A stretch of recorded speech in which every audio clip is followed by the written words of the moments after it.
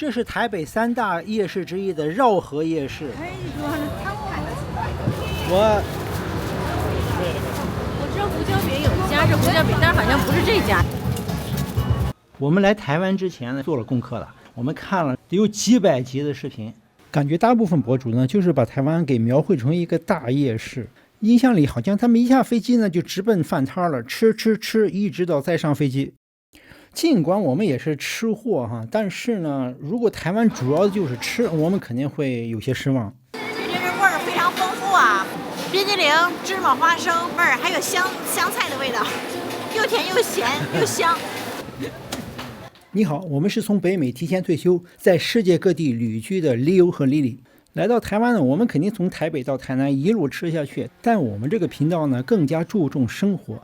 就是当游客的最初新鲜感褪去以后啊，当一日三餐成为日常，我们究竟还愿不愿意在这儿长期的居住，甚至退休养老？糖了。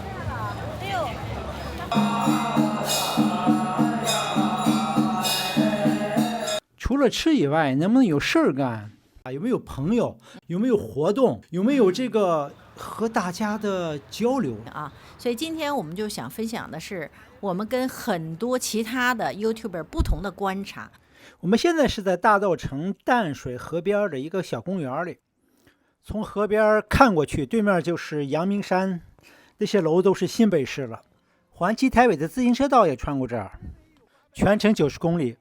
我是自行车运动的爱好者啊，我特别想围着台北骑行一圈啊，但是这次由于时间的关系啊，不过我们后来部分的弥补上了这一刻哈。我们到了这个日月潭的时候，我和 Lily 我们就用这个酒店的单速自行车啊，我们翻山越岭，围着整个湖转了一圈，接近40公里。你看这小公园的树上贴着各种标签，我想这可能是早上起来这是不同的兴趣团体在这集合的地方。刚才那边太极拳的，那边又有另外一个舞蹈的。对。这是跟咱们跟他们去唱。外婆轻抚澎湖湾，白浪梳沙滩。哎，在这地方我们很巧哈，就遥远就听到说在唱外婆的澎湖湾，哎，这个然后我们就凑过去了，对啊，因为我们觉得哟好亲切啊，就是我们上大学的时候是吧，就是听这些歌曲长大的，就不自觉就跑过去了。我们在边走边唱，然后他们就冲我们打招呼，很自然的我们就加入了。就是他们俩就唱挺来劲儿，然后又手舞足蹈的，尤其是这个大姐非常热情，使劲招手跟我们要来那个唱，所以我们跟她唱几句呢。这首歌唱完了以后呢，后来她也是上来第一个问题就问，哎，你们哪儿来的？后来我就说北京来的，他说哦，那好啊，你会唱什么歌？你们肯定有好多歌会唱。哎呀，我说哎呀，会唱一些。我们原来那个在大学时候很喜欢一些台湾校园歌曲哈。我说你们都有什么歌啊？然后那个老先生是负责找歌的，你知道吧？然后呢，他们就说哎什么这个你会唱吗？那个你会唱吗？哈，就根据我们后来会唱哪个，他就点哪首歌。这大姐呢，这个过去还是一大学老师，他说是吧？哎，人家不简单呢。对，因为他说他们家里很多的朋友亲戚都在美国，哎，这样越拉越近嘛，是吧？他们这是2对夫妻，这个那个大哥大姐呢是来看他的小弟，他还为他女儿在这边，是不是像有点，我当时猜呀，有点像是好像女儿生孩子或者是有什么事情需要他帮忙，所以他从澎湖那个地方过来，他平时不在台北这地方，哎，周末呢就陪他弟弟弟妹他们在这儿玩。总而言之呢，你们这儿溜达了，一下子就融入那么一个小圈子哈。就是这个地方，就是说社交的门槛是非常低的，是吧？你看，尤其是老实说，在北京是不可想象的。大陆人呢，肯定就比较矜持一点吧。不光是矜持，我不能说是大陆哈，因为我们现在主要是在北京嘛。北京呢，就是说相对的这种大城市，相对的人好像有一些戒心在里边，防范的东西。这种东西在台湾真是比较少见，对他们至少门槛很低，他的戒心很少，就是have fun，就是在国内呢，可能想的事情就比较多。我们说实在的，我们也不松弛，在国内是吧？我想的也多，你什么话题能讲，什么话题不能讲，就给自己就是已经给在脑子里边就搞得很紧张，你知道吧？另外，这个玻璃心的人也挺多的，心理不平衡的，所以说你说话都得特别小心。再一个，我们回到北京以后，最不适应的一点，就是因为我们在美国的时候，邻居、朋友或者是陌生人见了都要打招呼的 ，say hello。在北京呢，即使是在电梯这么狭小的空间里，大家也不会打招呼，都是在看手机或者是装作看手机。当然，我不是试图在比较台北和北京这两个城市啊，北京当然有好的地方，是吧？更好的地方。我只是说，我从北京过来以后呢，我感觉一个最大的差别到目前为止就是对陌生人的这种友好，或者是至少礼貌。在国内呢，主要是分为认识的和不认识的两个圈子。这个认识的这个圈子呢，当然是比较友好，但是对陌生人呢，对外人呢，就比较冷淡，有的时候甚至有点粗鲁。总之有不同的两种行为准则。我这样说呢，是整体上的一种概括。每个社会呢都有例外，我们在这儿呢也碰到过不太友好的人。总之，这只是我们整体上的一种粗浅的感觉。我们现在已经走到了台北101大楼的底下了哈，这个曾经是大概是04年到09年是世界最高楼，现在在世界上还能排第11位。谈到两岸对陌生人的这种整体上的这种差别啊，我们以前有一集视频是采访一个在上海和台北都工作了很多年的美国企业的高管是西方人，他的观察和我们的也是类似的。大家感兴趣的话，可以去看一下我们以前的那集采访视频。这部影片的结尾呢，会有那个视频的链接。我们现在已经到了台北101大楼的里面了。台北101是台北的标志，我们当然要来打卡了。但是个人来讲，我们对这种人造的景点呢，并不是特别感兴趣，我们更喜欢自然和人文。这是101大楼里面一些现代主义的雕塑。总之，在台湾你只要想开始对话，开始聊天，很容易，对，很容易聊天。对你这个让我想起了，还有咱们去象山，那个在这101转完了以后累了，后来我们就说，到旁边爬爬山去吧，就后边就是那象山了。从那地方看101特别漂亮，而且山不是很高，但是呢，也曲径通幽那种感觉。爬那山也有一定难度，也挺陡的，很多地方很陡。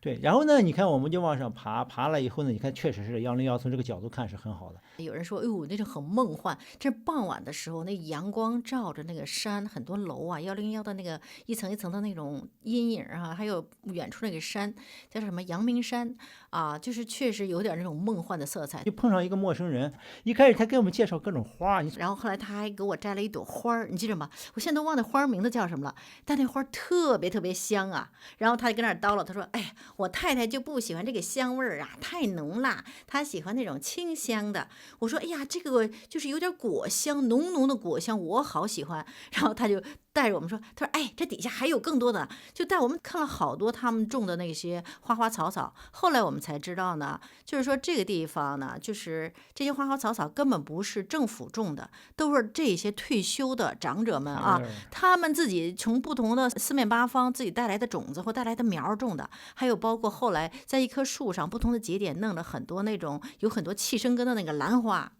他们都把这儿当他们后花园了，是吧？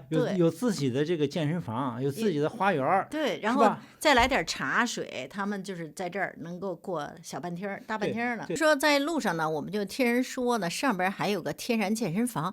我心想，哎呦，大不了有2个杆子举一举吧哈。结果到上边哈，很多让我们惊讶的是，先学，试看看。它可以的啦，不用试了。多少公斤啊？应该70左右吧。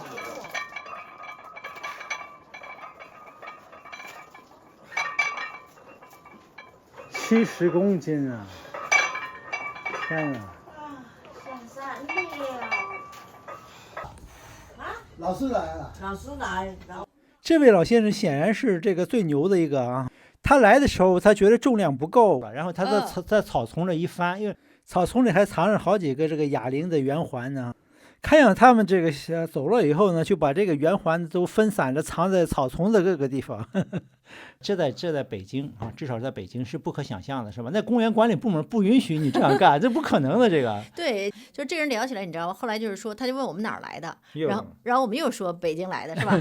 然后他就说啊，北京我去过，他是那个做生意那个，你记得吗？在国内有厂，以前厂子，他说就是干，他说后来大陆的成本越来越高，他说我就关掉了。他说我就回来退休了，他说提前退休了。就是先说这个地方吧啊，这个地方呢就是像一个小茅草棚哈，但是这个地方是每天早晨这些退休的长者们，他们就会大哥大姐们啊，他们就从不同的自己的家里就会爬山到这个地儿，到这地儿吃喝茶，锻炼锻炼身体，最后他们就成为好朋友了都。对他吧，其实如果我们就是住在这个象山下边是吧？我每天上来，这不就是自己的朋友圈啊？所以我说我要是去台北，我真想就在象山附近哈。其实我们后来又回来几次办事儿的时候，我特别老想去象山，真的就是一种这种沟通的纽带哈，就感觉跟他们有很多话说。还有呢，后来天黑了嘛，然后我们就一块儿下山的时候，我有跟他们聊，就是说，哎，我说你们老了以后有什么安排呀？这会儿就讲到外劳的事情了，你知道吧？他就说，哎，我反正把房子、财产、孩子都安顿好了，给他们的该给的钱都给了，他们也都独立了。过了以后就说身体不便的时候，他会请个外劳。然后我又问他价钱了，乱七八糟那些事情，反正就听他讲，就是说他都是很有安排的。安排。我就感觉他们就是活得真的从从容容那种的啊，不急不躁的，非常的那叫什么，有那个松弛感。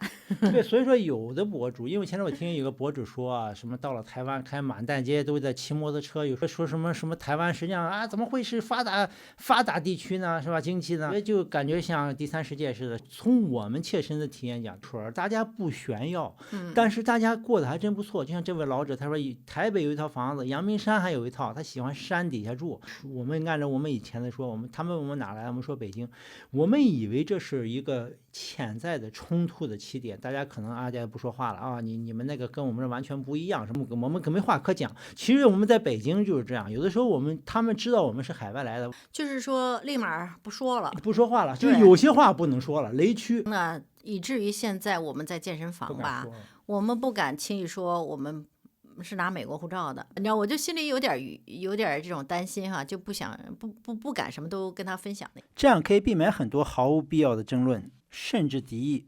当然也就失去了很多潜在的交朋友的机会。谈到旅居退休嘛哈，我在台湾待了一段，在大陆待了将近半年了。我基本上可以说，在台湾的一个最大的优点就是更松弛。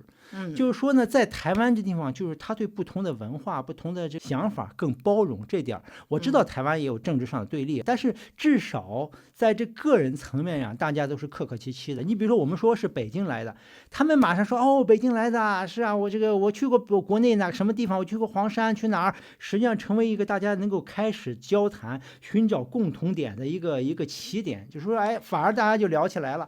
而不是问一句哦，你是美国来的，哎，我问你一句，你为什么美国人把这个新冠病毒给带到中国来了，带到我们武汉来了？哎，你这样就聊不下去了。咱也不说事实是怎么样的，这个还真不是给大家开玩笑，这就是我见了一个失散多年的一个亲戚，他给我讲的第一句话。说我们说完北京来的，其实我们通常就会停在那儿等他们的反应，你知道吧？哎，过几秒钟他们说，哎，你怎么来的？他们就会说你怎么来的，是吧？所以这种人就比较有至少有一些知识的人哈，然后他们就马上就猜到说，哦，你肯定是第三国来的。就说北京来的呢，大家会说很多很多客气的话，就是有共同话题了。然后我去过国内什么地方也很好啊。像我们以前担心的有些仇视啊、敌视啊、对立，绝对是没有的，非常这是不同的阶层，包括出租车司机。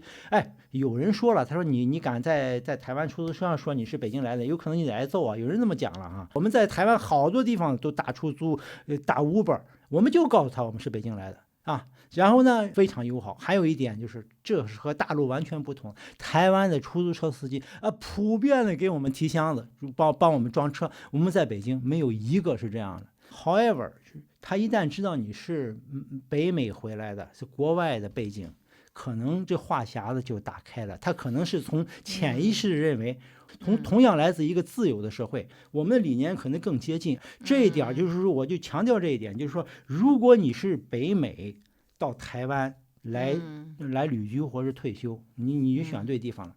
台湾人很多人都有家庭成员在北美，所以如果你在北美生活过，他们会对你非常的怎么说呢？非常就感觉又亲了一层。对，其实包括在象山下山的时候，有一个就是好像年龄比较大的大姐吧，到最后了我就问问她的情况，她也聊，然后我有一个好朋友在美国，每年花一半时间在台湾生活，一半时间在美国生活，然后她说每年她回来的时候在台北就住在那个101旁边的一个公寓里头，他说很小的面积 studio ，studio 好像1万多新台币， 1万多才300美金，我不是1万忘了还是10万多。 10万，有可能是10万。他说哎呦好贵呀、他自己都就是跟那说贵。因为这块儿这是信义啊，这是台北最富人区啊，这一块儿好像前阵爆出天价了，是多少？7000万美金一套房子，一个新修的公寓，我去找了没找着。刚才我们聊天的时候啊，这个背景呢是我们最近在台北市区拍的一些街景啊。现在我们给大家展示的是我们最近去的一家这个音乐酒吧，就在台大附近一个，因为我爱喝酒嘛，啊，他们说这块儿有这个演出啊，我就溜进去了。当然我们这个有点，我们绝对是属于这个年龄比较大的在里面。对，但是我们新年轻啊，它叫女巫。他们呢，就是管理经营者全都是女士，没想到会这么多人，都没地儿了，都站票。